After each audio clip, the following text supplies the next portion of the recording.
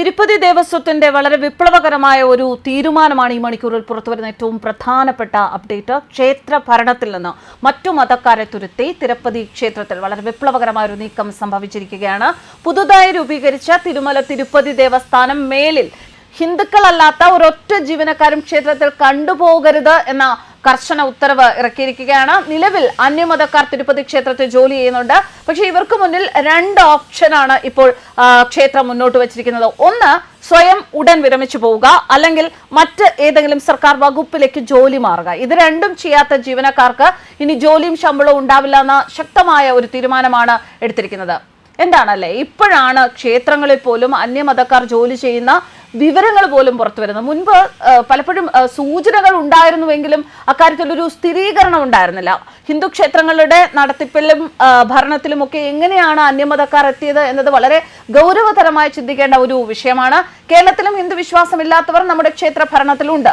നിയമസഭയിൽ ദൃഢപ്രതിജ്ഞ ചെയ്യുന്ന നിരീശ്വരവാദികളും നാസ്തികരും ഒക്കെ പണത്തിനു വേണ്ടി, മറ്റ് ആനുകൂല്യങ്ങൾക്ക് വേണ്ടി, ഇതിനൊക്കെ ആയിട്ടാണ് ദേവസ്വം ഭരണത്തിൽ കയറി പറ്റുന്നത്. അവർക്കൊക്കെ മറുപടിയും ഒരു മുന്നറിയിപ്പുമാകുകയാണ് ഇപ്പോൾ പുതുതായി രൂപീകരിച്ച തിരുമല തിരുപ്പതി ദേവസ്ഥാനം എന്ന് അറിയുക.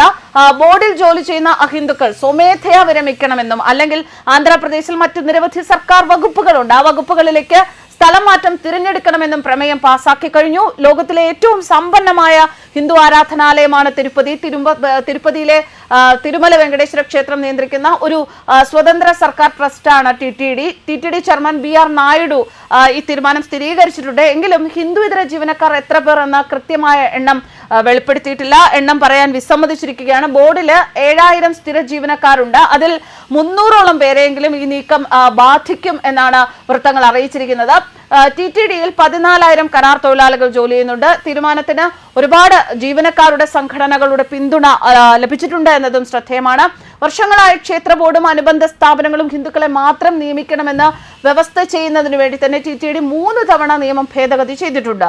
1989 പുറപ്പെടുവിച്ച സർക്കാർ ഉത്തരവിൽ TTDയുടെ നിയന്ത്രണത്തിലുള്ള തസ്തികകളിലേക്കുള്ള നിയമനം ഹിന്ദുക്കൾക്ക് മാത്രമായി പരിമിതപ്പെടുത്തണമെന്ന് നിർബന്ധമാക്കിയിട്ട് ഉള്ള വ്യവസ്ഥകൾ ഉണ്ടായിരുന്നു. എന്നിട്ടും അഹിന്ദുക്കൾ സംഘടനയിൽ തുടർന്നും പ്രവർത്തിക്കുന്നതായിട്ടാണ് ഉറവിടങ്ങൾ അവകാശപ്പെടുന്നത്.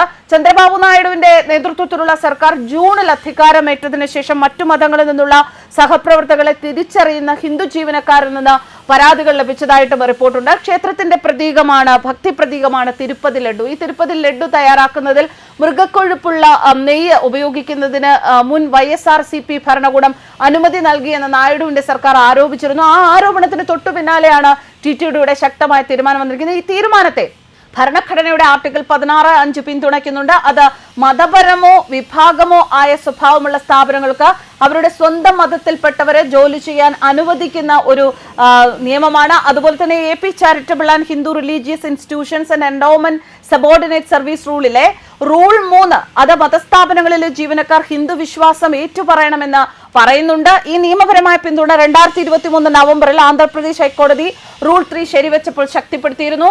ജീവനക്കാർ ഹിന്ദുമതം പിന്തുടരേണ്ടതിന്റെ ആവശ്യകത ഉൾപ്പെടെയുള്ള സേവന വ്യവസ്ഥകൾ നിർബന്ധമാക്കാൻ ട്രസ്റ്റ് ബോർഡുകൾക്ക് അധികാരമുണ്ട് എന്ന് സ്ഥിരീകരിച്ചിരുന്നു. എന്തായാലും തിരുപ്പതി ദേവസ്ഥാനത്ത് ഇത്തരം ശക്തമായ, വിപ്ലവകരമായ എന്ന് തന്നെ പറയേണ്ടി വരും, വിപ്ലവകരമായ ഒരു തീരുമാനത്തിലേക്ക് പോകുമ്പോൾ മറ്റ് എല്ലാ ക്ഷേത്രങ്ങളിലും, കേരളം ഉൾപ്പെടെയുള്ള പല ക്ഷേത്രങ്ങളിലും ഇതുപോലെ ഹിന്ദു വിശ്വാസത്തിൽ ജീവിക്കുന്ന, അല്ലെങ്കിൽ ഹിന്ദു വിശ്വാസികളായ ആൾക്കാർ തന്നെയാണോ എന്നുള്ളത് എന്ന് പരിശോധിക്കേണ്ടിയിരിക്കുന്നു. ഇതൊരു ശക്തമായ ഹിന്ദു ജീവനക്കാരെ മാത്രമല്ല, അതുപോലെ തന്നെ ഹിന്ദു മതത്തെ തന്നെ സപ്പോർട്ട് ചെയ്യുന്ന, അല്ലെങ്കിൽ ഹിന്ദു മതത്തിലുള്ള ജനങ്ങൾക്കൊരു സന്തോഷം നൽകുന്ന, ആശ്വാസം നൽകുന്ന ഒരു വാർത്ത തന്നെയാണ്. അതാത് മതത്തിൽപ്പെട്ടവർ തന്നെ ആയിരിക്കണം അവരവരുടെ മത സ്ഥാപനങ്ങളിൽ, ആചാര കേന്ദ്രങ്ങളിൽ, ക്ഷേത്രങ്ങളിൽ ഒക്കെ തുടരേണ്ടതിന്റെ ആവശ്യകത തെളിയിക്കുന്നത് തന്നെയാണ് ശക്തമായ തിരുപ്പതി ദേവസ്ഥാനത്തിന്റെ ഈ തീരുമാനം എന്ന വിലയിരുത്തലുകൾ വരുന്നുണ്ട്.